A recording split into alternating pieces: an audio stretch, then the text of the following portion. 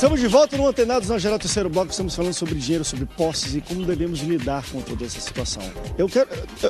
Deixa eu jogar uma problemática para os pastores aqui, que eu acho interessante.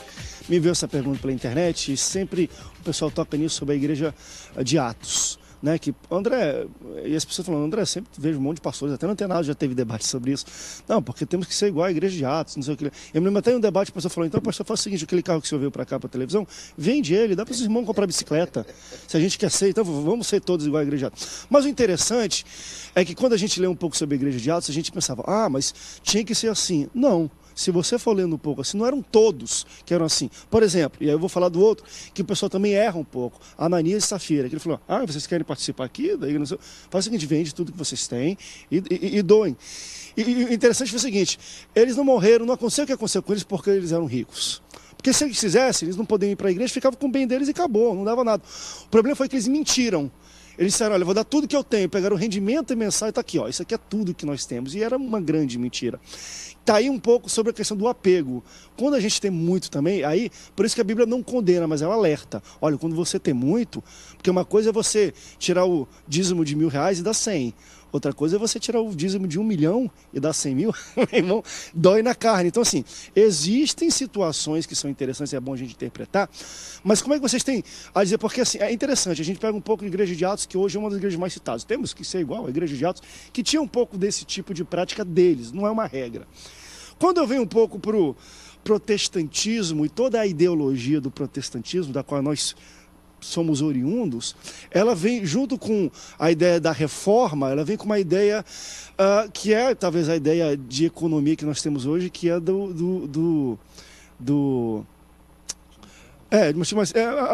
a ideia do protestantismo, ela vem junto com a ideia econômica não é consumismo, está me falhando agora a memória aqui, do capitalismo. A ideia do capitalismo ela é entranhada dentro da cabeça e da ideologia reformada do protestantismo. Calvino tinha aquela ideia de que se você era cristão, se você era servo de Deus, você tinha que enriquecer, tinha que prosperar. Era uma das ideias de Calvino. Ou então você tem que lutar e batalhar e você vai vencer. Isso não foi ruim, né? Porque na história da igreja, o que acontecia? Isso construiu um pouco o catolicismo sempre ocupou os grandes centros e as igrejas protestantes eram periféricas. Se você visitar não só o Brasil, mas outros países da Europa, no centro uma igreja romana e na periferia as igrejas evangélicas.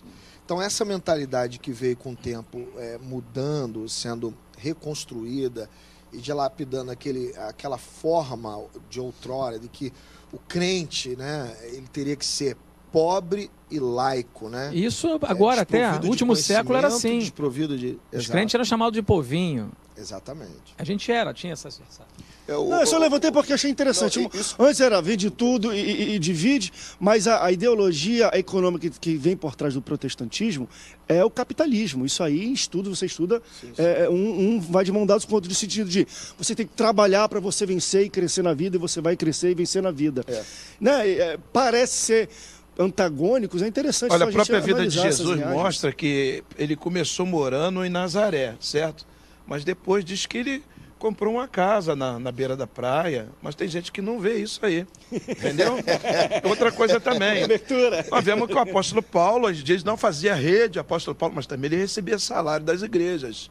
E as igrejas de Atos dos Apóstolos, ela era fundada com dízimos e ofertas, que tem um grupinho aí dizendo que não precisa dar dízimo e oferta, tudo errado, entendeu? As igrejas foram fundadas com dízimo e oferta, não com dinheiro sujo, com dinheiro de Deus. Outra coisa também, avivamento, Atos dos Apóstolos, gente, vê o que é. Eles iam lá fazer o quê? Eles iam fazer a festa da colheita, tá entendendo? A festa que depois da Páscoa era 3 festas junto. Era a festa da colheita, era a festa das primícias, que tinha que dar o primeiro para Deus, a primeira colheita para Deus, e a festa das cabanas, né? Ou melhor dizendo, a festa dos tabernáculos, que eles teriam que levar o dízimo e oferta no tabernáculo. Festa de avivamento não existe sem primeiro você dar uma oferta a Deus. Toda adoração tinha uma oferta. Aí Abel adorou a Deus, foi lá e deu uma oferta. Noé adorou a Deus, deu uma oferta. E tem gente que não quer dar nada para Deus. Está tudo errado. Não existe avivamento sem oferta. Outra coisa, não existe prosperidade sem você abrir mão, sem você ser liberal, sem você abençoar a obra de Deus, sem você abençoar o próximo. Tem uns que dizem assim, não, é um egoísmo tão grande, para mim, é só Deus me abençoando. Aí Deus fala assim, agora tu pega aí o dinheiro que eu te dei, ajuda aquela irmã a pagar a geladeira. Meu Deus, será que isso é de Deus? Vamos orar para saber. 300 orações, 400 jejum para saber se aquilo é de Deus. Do acumulador é de Deus. Próspero. E nós temos que saber que para você receber, você tem que primeiro abençoar Deus. Eu não entendo assim não, André. Dízimo de R$10 é R$1. Dízimo de R$1 milhão não dá nem bolso não. Porque a pessoa ganha 1 milhão, e como é que a pessoa vai doer no bolso se ela ganhar 1 milhão? Entendeu? Então ela dá o dízimo de R$1 milhão, para ela não é nada, porque ela ganhou 1 milhão. Agora, por que a mentalidade do povo não muda? Porque muitos são egoístas. Na hora de receber, ele recebe bem. Na hora de dar, é um problema terrível. Vê se alguém quer contribuir aqui num programa como esse. Agora tem uma coisa, um programa evangélico. Peraí, agora tem que falar. Isso aí eu tenho que falar. Peraí. Isso eu tenho que falar. Programa evangélico, programa que não faz propaganda de bebida, de cigarro, que bota mulher nua. E você, meus amados ouvintes, que tem uma firma, não quer contribuir com esse programa, não quer que Jesus entre no seu negócio, por isso que está passando prova aí. Dá o teu dízimo aí de 5 milhões de reais aqui, que você vai ver Deus ser sócio na sua firma. Você vai levantar sua varinha assim, ó, a sua varinha diante do rebanho do teu serviço, e você vai ver Deus fazer malhado, igual o Jacó fez. Só nascia vaca malhada, ovelha malhada, e tudo aquilo foi o quê? Foi o dízimo dele. E outra coisa agora que eu falo para os desempregados. Peraí. Só tem mais um bloco, Jacó, ele começou a ser dizimista, botando os bolsos para fora, dizendo, de hoje em diante, Senhor, tudo que tu me der, eu te darei o dízimo. Ele foi fiel. E Deus fez ele enriquecer.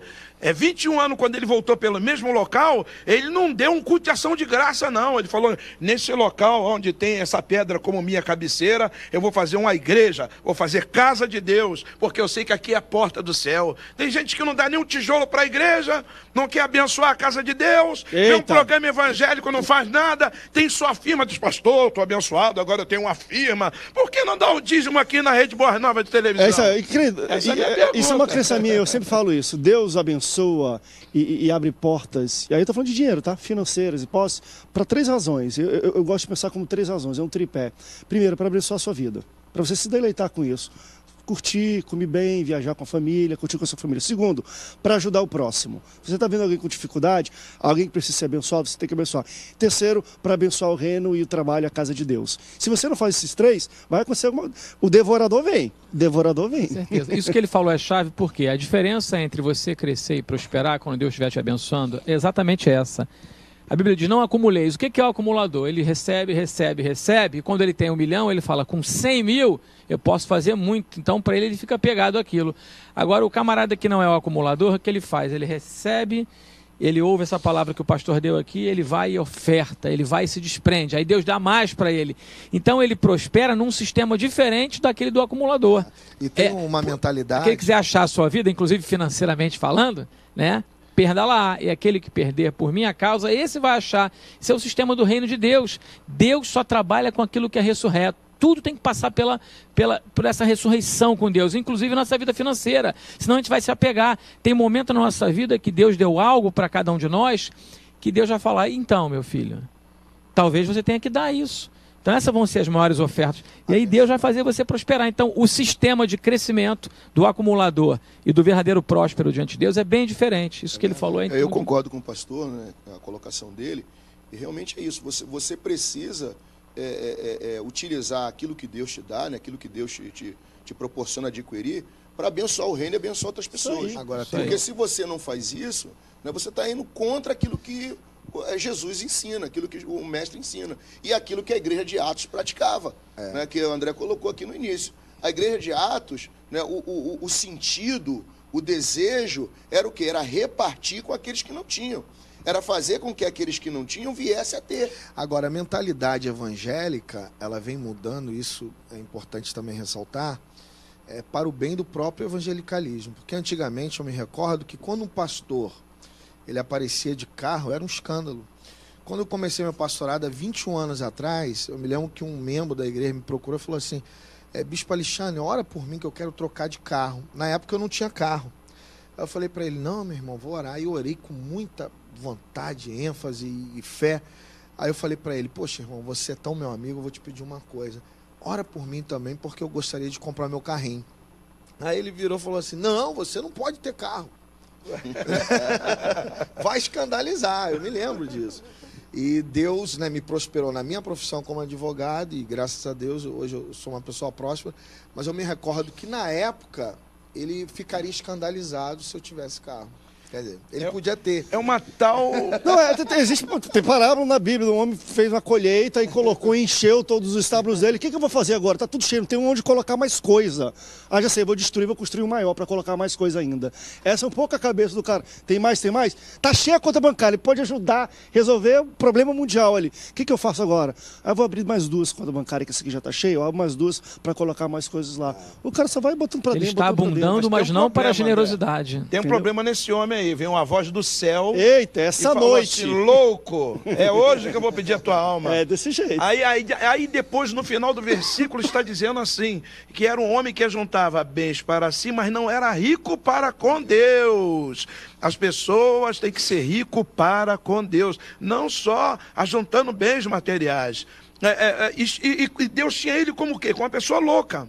Um camarada louco, quer dizer, não está pensando bem nas coisas que está fazendo. Ele teria que ajudar na obra de Deus, teria que ajudar o próximo, ele teria que olhar para Deus e ser rico. A riqueza não pode nos afastar de Deus. Diz que Jeremias, ele lutou com os falsos profetas porque Deus levou o povo, tirou o povo do cativeiro, tirou o povo lá do Egito, trouxe para a terra prometida, abençoou, o povo virou as costas.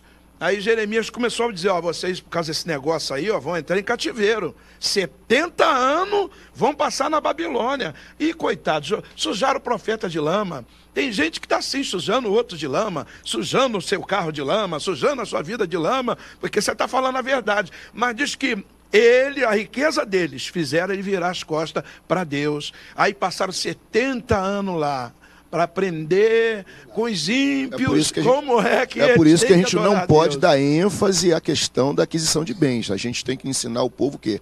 A temer a Deus e amar a Deus e a trabalhar. Deixa eu terminar esse bloco citando 2 pessoas que são grandes homens conhecidos, um na área de teologia, outro um dos maiores, se não o maior empresário que já existiu em todos os tempos. E um inspirou o outro. John Wesley, certa vez, falou o seguinte: ganhe tudo que você possa, economize tudo que você possa e doe tudo que você possa. E essa fala dele afetou muito a vida de um cara chamado John D. Rockefeller, um dos maiores homens do óleo e do petróleo do mundo, que ao final da vida dele, um grande batista, sempre foi dizimista, mas ele chegou a doar, a ofertar para a sua igreja, para as estruturas de colégio e de construção de igrejas, mais de $1 bilhão. E eu estou falando $1 bilhão, deixa eu ver qual o ano que esse cara nasceu, $1 bilhão há mais de... Tá aqui a data de nascimento dele, aqui, ó. 1839, estou falando de mais de 100 anos atrás. $1 bilhão há mais de 100 anos atrás, que se fosse trazer para hoje, correção, meu irmão, nunca ninguém deu uma oferta como ele. Então, trabalhe tudo que você possa, ganhe tudo que você possa, guarde tudo que você possa e doe tudo que você possa, tá bom? Vamos para um rápido break, daqui a pouco a gente volta, não sai daí. Antenados volta já já.